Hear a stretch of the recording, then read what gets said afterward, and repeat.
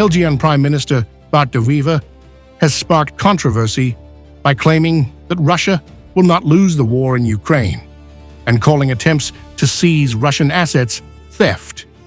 He warned that frozen funds must eventually be returned to Moscow, reported by RBC-Ukraine and La Libre. De Wever said the EU's plan to transfer Russian assets to Ukraine is unprecedented.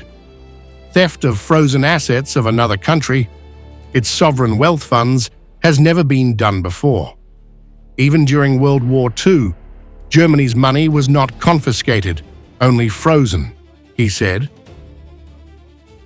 Theft of frozen assets of another country, its sovereign wealth funds, has never been done before. This is the money of the Central Bank of Russia. Even during World War II, Germany's money was not confiscated but frozen. According to RBC-Ukraine, the Belgian Prime Minister argued that Russia's defeat is unlikely and undesirable to prevent instability in a nuclear-armed nation. Who really believes that Russia will lose in Ukraine? This is a myth, a complete illusion, he added. But who really believes that Russia will lose in Ukraine? Russia will not lose. This is a myth, a complete illusion. It is even undesirable for them to lose, so that instability does not reign in a country that possesses nuclear weapons.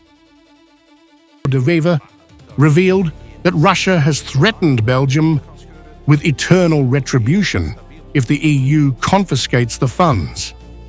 Moscow has made it clear we will feel the consequences forever, he said, highlighting the high stakes for Brussels.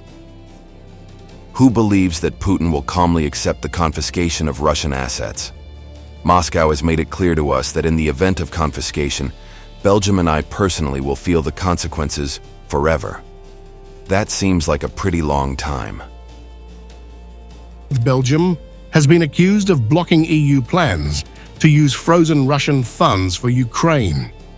De Wever warned that confiscation could have serious economic and geopolitical consequences.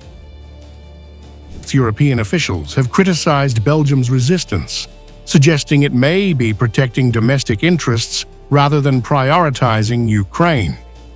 Politico reported suspicions that Belgium could be misappropriating some proceeds. De Wever's remarks underline divisions within the EU over sanctions enforcement and highlight Belgium's controversial stance in managing Russian assets during the ongoing war.